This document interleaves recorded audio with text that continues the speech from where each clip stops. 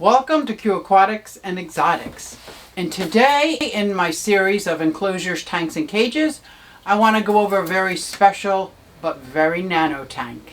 This is a little 7-gallon 12 by 12 by 12 cube by Aquatic that I got at my very first aquatic experience. And it holds some shrimp.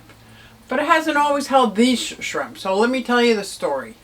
Hey everybody, it's Suzie Q and I'm here to show you just what I do. I have a passion for fish and exotics too, so come along with me, it's Suzie Q. Hey everybody, it's Suzie Q. Hey. So I gotta say, not this year but the year before, the aquatic experience was it was an amazing experience.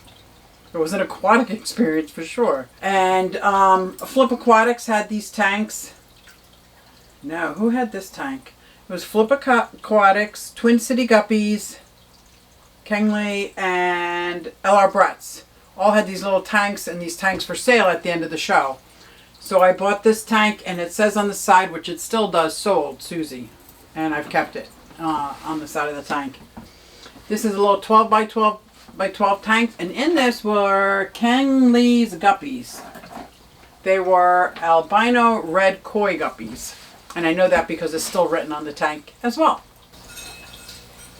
When I was at the aquatic experience, I got some shrimp from Rob and Amanda at Flip Aquatics. I got some shrimp from LRBretz, Lucas at LRBretz, and I got the tank from Kenley. And I just thought that was a nice roundup. I was going to keep and breed these shrimp, and they were going to breed like crazy. This is the second time I've tried to breed cherry shrimp. And again, it was a fail. Don't know what I'm doing wrong. My tap water comes out at, I want to say it's 265 TDS with a pH of about 6.8. But I wasn't using my tap water for this. I used RODI water and bottled water. Put a little bit of substrate in there. There's no heater. It came with this little filter on the back, but this hang on the back filter is so... I also added this triangular sponge filter. And as you can see, I pulled an LRBretz and put this little deli cup lid on top, because without it, the agitation from the bubbles just spray enough to get everything around it wet.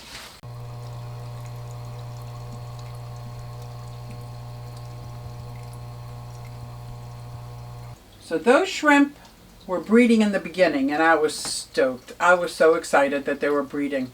And I wasn't breeding for sale or anything like that. I just wanted to build a colony of Neocaridina shrimp. I don't know what happened.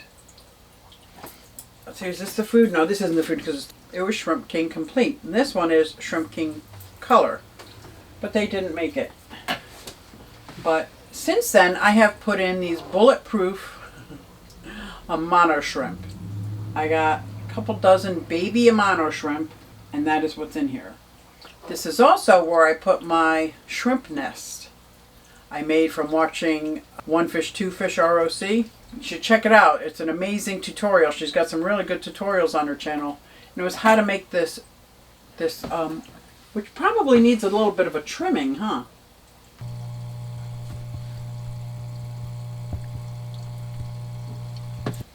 And then behind it I had planted some small plants that have done absolutely nothing, but they have not died.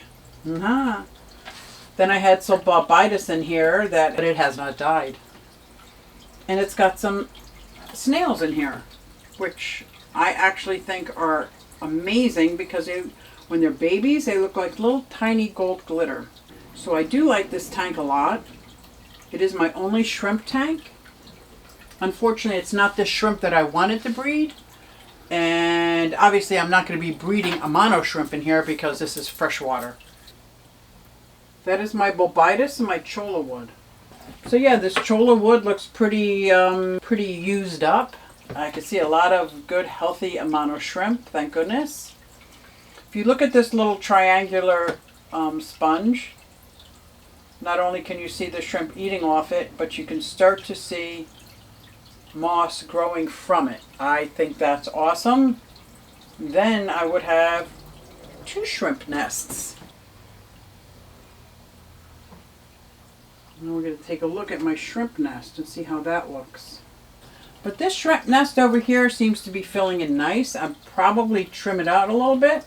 Actually, I like it like that. It's a little overgrown, but I love it. It's also got a bald spot. Maybe I'll trim some off the top and put it in, but as you can tell, the shrimp love it. And I want to say these were crypt parvas. They haven't died, and they're still in that pot. And hopefully you can see some of these shrimp. But there is one more tank I want to show you. This over here is a little 5-gallon tank, and this is what I used my tanks for before I started keeping fish. Let's take a look.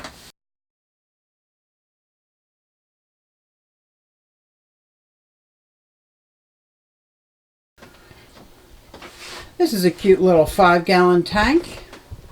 Doesn't have a heater, doesn't need a filter.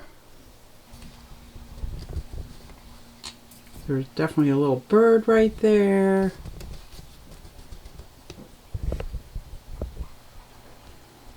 So this is what I used my 5-gallon tanks for, and 10-gallon tanks, before I became a fish keeper.